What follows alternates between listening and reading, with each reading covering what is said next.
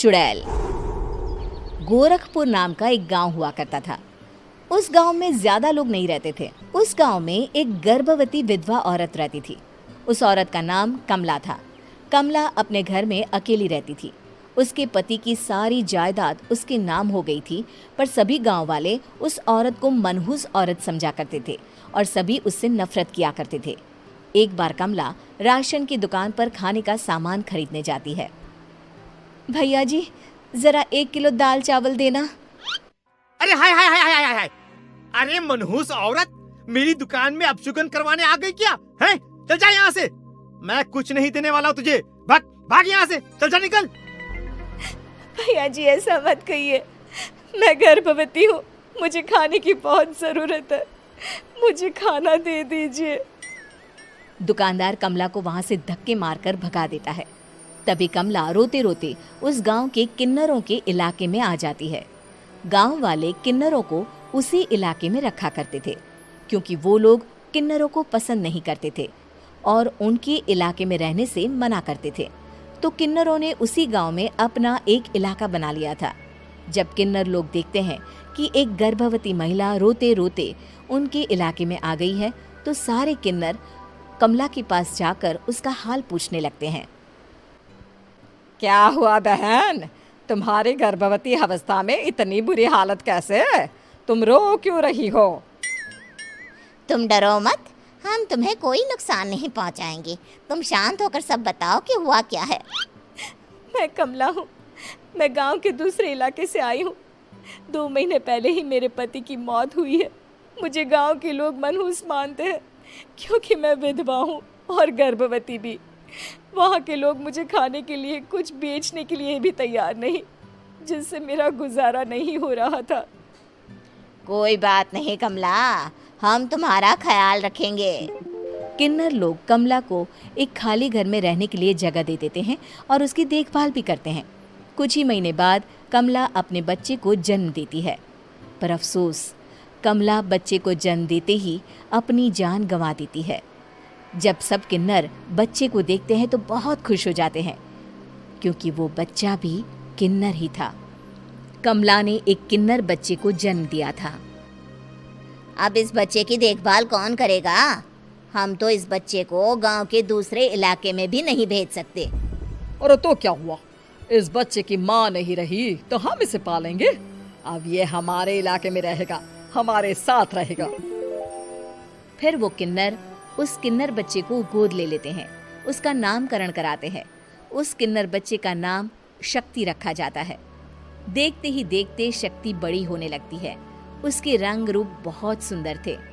वो बहुत सुंदर किन्नर दिखती है।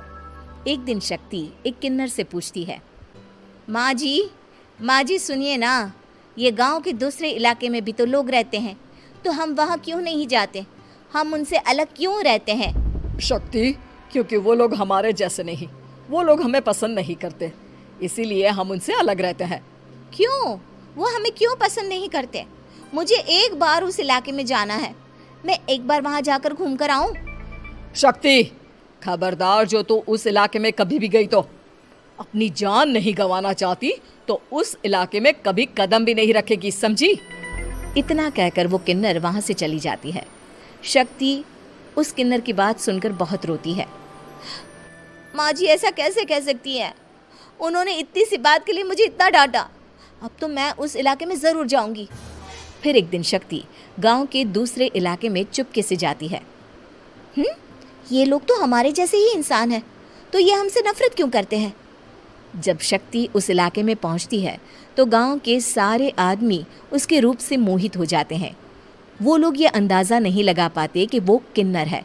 शक्ति की सुंदरता देखकर सारे गांव वाले उसकी तारीफ करने लगते हैं। तभी गांव का चक्कर लगाने गांव के जमींदार का बेटा हर्ष वहां पहुंचता है। हर्ष भी दिखने में बहुत सुंदर होता है। जब हर्ष ने शक्ति को देखा तो वो भी उससे मोहित हो गया, और जब शक्ति की नज़र हर्ष पर पड़ी तो वो हर्ष को देखकर मोहित हो गई। आपको पहले कभी इस गांव में देखा नहीं। इस गांव में आप नए हैं क्या? जी नहीं, वो मैं बस। तभी शक्ति बोलते बोलते रुक जाती है और मन में सोचने लगती है, अगर मैंने इनको बता दिया कि मैं दूसरे इलाके से आई हूँ तो वो समझ जाएंगे कि मैं किन्नर हूँ, इसलिए मुझे इनसे झूठ ही बोलना पड़ेगा। शक्ति हर्ष को कहती है, जी हाँ, मैं इस गांव में नई आई हूँ, यहाँ अकेली रहती हूँ। वैसे आप कौन है?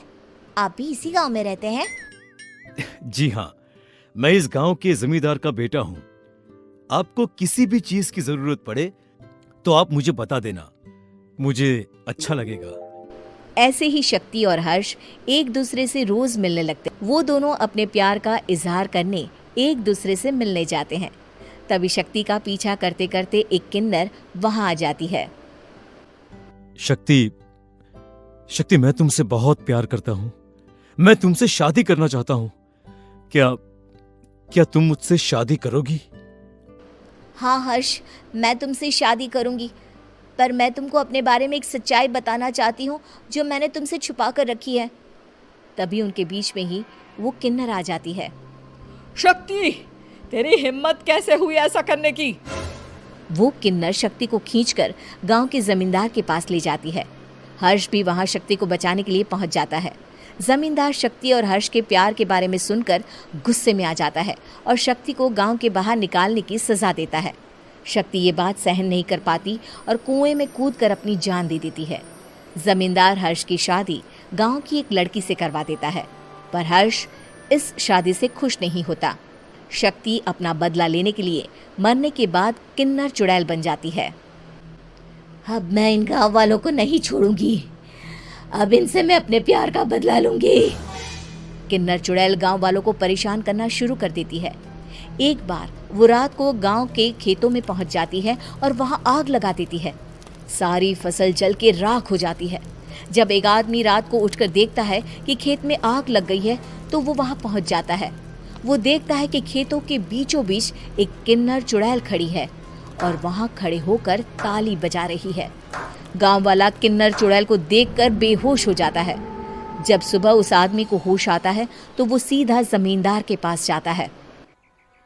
अरे जमींदार साहब, अरे वो किन्नर चुड़ैल ने मेरी सारी फसल जला दी। अब मैं क्या करूंगा? क्या होगा मेरा? जमींदार चुड़ैल किन्नर का नाम सुनते ही सब कुछ समझ जाता है। अब वो बहुत डर जाता है। उसी रात को जब जमींदार डर के मारे अपने कमरे में सो नहीं पाता, तभी वहां अचानक से किन्नर चुड़ैल आ जाती है। किन्नर चुड़ैल जोर जोर से जमींदार के आगे खड़ी होकर हंसने लगती है और ताली बजाने लगती है। जमींदार उस डरावनी किन्नर चुड़ैल को देखकर बहुत डर जाता है। तूने मेरे साथ बहुत बुरा किया, अब मैं तुझे जान से मार दूंगी। नहीं नहीं नहीं नहीं नहीं, मुझे माफ कर दो, मुझे मत मारो। मैं कभी ऐसा दोबारा नहीं करूंगा। अब तुम जो बोलोगी वही मैं करूंगा। ठीक है, मैं चाहती हूँ कि किन्नर इलाका गांव के इलाके से जुड़े और गांव का कोई भी आदमी किन्नर समाज से द्वेष ना करे, उससे नफरत ना करे, नहीं तो मैं सारे गांव को मार दूंगी। और तुम गांव में एक नया कानून बनाओ कि अगर किसी ने भी किन्नर समाज को हानि पहुंचाने की कोशिश भी करी या इनसे भेदभाव करने की भी कोशिश करी तो उनको कड़ी से कड़ी सजा मिलेगी। हाँ हाँ हाँ हाँ, मैं ऐसा ही करूंगा। तुम जो बोलोगी वो मैं करूंगा, पर मुझे जाने दो प्लीज। तब वो किन्नर चुड़ैल वहां से चली जाती है। गांव का जमींदार किन्नर चुड़ैल का कहा मानते हुए दोनों इलाकों को एक कर देता है और नया कानून भी लागू कर देता है। तब से वहां किन्नर समाज और बाकी गांव वाले शांतिपूर्वक रहने लगते हैं।